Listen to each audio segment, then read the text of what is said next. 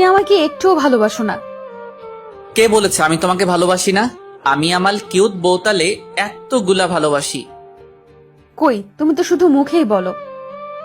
আচ্ছা ঠিক আছে, এখন আমি আমার বউটাকে এতগুলা ভালোবাসা দিব বলেই ওর কাছে যেতে থাকলাম। দেখো, আমার কাছে আসবে না কিন্তু। না না, আমি তো আমার বউটাকে এখন ভালোবাসা দিবই। এই ভালো হচ্ছে না কিন্তু। কে শুনে কার কথা? আমি ওর কাছে যেতেই সেই লেভেলের ডাক্কা, ওরে মারে বাবারে গেল রে, আমার কোমরটা বুঝে গেল রে।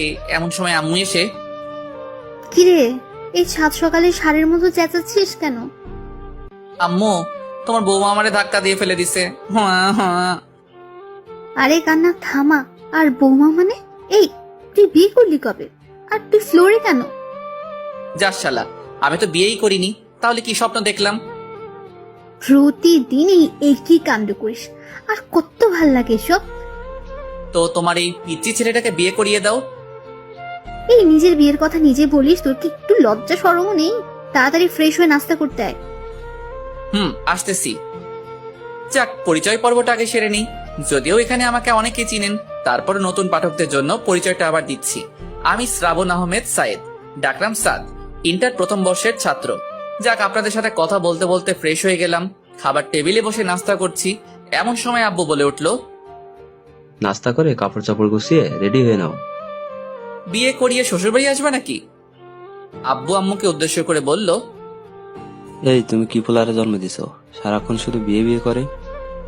আমি মুখটা বেজার করে নিচের দিকে তাকিয়ে খেতে লাগলাম।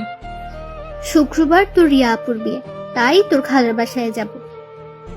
সাবারই বিয়ে হয়ে যাচ্ছে শুধু আমার। সাথে সাথেই দেখি আমার জল্লাদ আব্বুটা এক বস্তা রাগ মাথায় লইয়া আমার দিকে অগ্নি দৃষ্টিতে তাকিয়ে আছে। আমি আর কিছু না বলে ঠাস ঠুস দুইটা কাশি মাইরা আবারও খাওয়া শুরু করলাম। খাওয়া দাওয়া শেষ করে রেডি হতে হতে প্রায় 11টা বেজে গেল। আমি রেডি, তাড়াতাড়ি বের হও। কি ব্যাপার, আজকে তোর মনে এত খুশি কেন? এমনিতে তো হাজারবার বললেও তোর খালার বাড়ি যেতে চাস না। আম্মু আমি শিওর এইবার এই বিয়ে বাড়িতে আমার রূপবতী গুণবতী পরিল্লাহান কুচু কুচু